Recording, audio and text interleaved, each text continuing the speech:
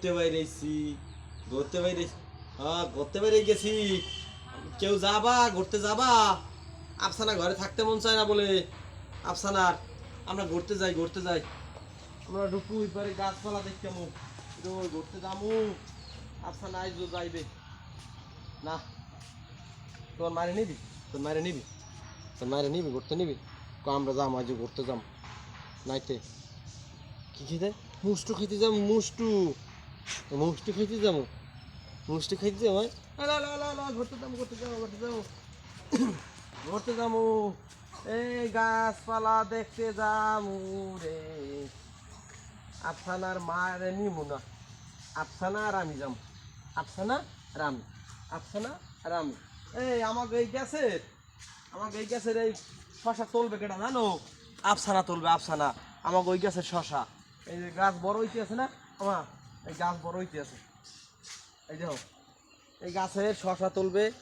এই শশা শশা, এই শশা গাছ, এই শশা গাছ, এই শশা গাছ।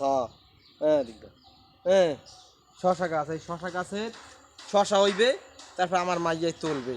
শশা তুলবা না? তুলবা এককাল উঠোন জায়গা দেবো, উঠোন তো দিয়ে এবার তুলবে। হ্যাঁ আমরা আমরা আমরা ঘুরতে বাইরেছি, একটু পর যাবো। গাড়ি খবর দিছি, কিতে যাবো? কি গাড়ি আনতে? 4 চাক্কার গাড়ি, 4 চাক্কার গাড়ি আনতে আছি, 4 চাক্কার। আফসানার মামা জানি কি ভাড়া করার লাগে।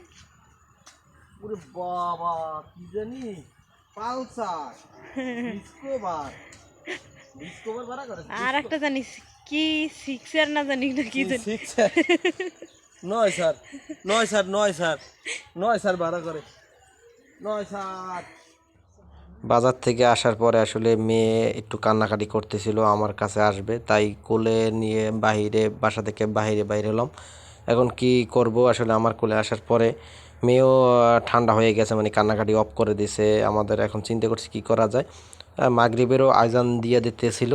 এই মুহূর্তে আমার মনে হয়েছে যে একটু পুষ্কুনির পাড়ে ঘুরে আসি। ও জায়গায় যে আমরা সবজি লাগাইছি, সবজির চারা, আসলে সে জায়গাটা একটু ঘুরে আসি আমাদের পুষ্কুনির চারপাশে।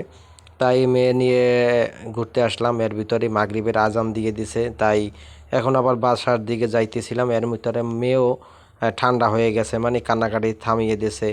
আর ওকে এটা ওটা বলতেছিলাম। আল্লাহর রহমতে আল্লাহ আমাকে একটা মেয়ে দিছে, কন্যা সন্তান দিছে। আল্লাহর কাছে অনেক হাজার হাজার শুক্রিয়া যে আসলে সবাই কন্যা সন্তান দেয় না, সবাইকে দেয় না, আর আমাকে দিছে। আমি অনেক খুশি আল্লাহর রহমতে।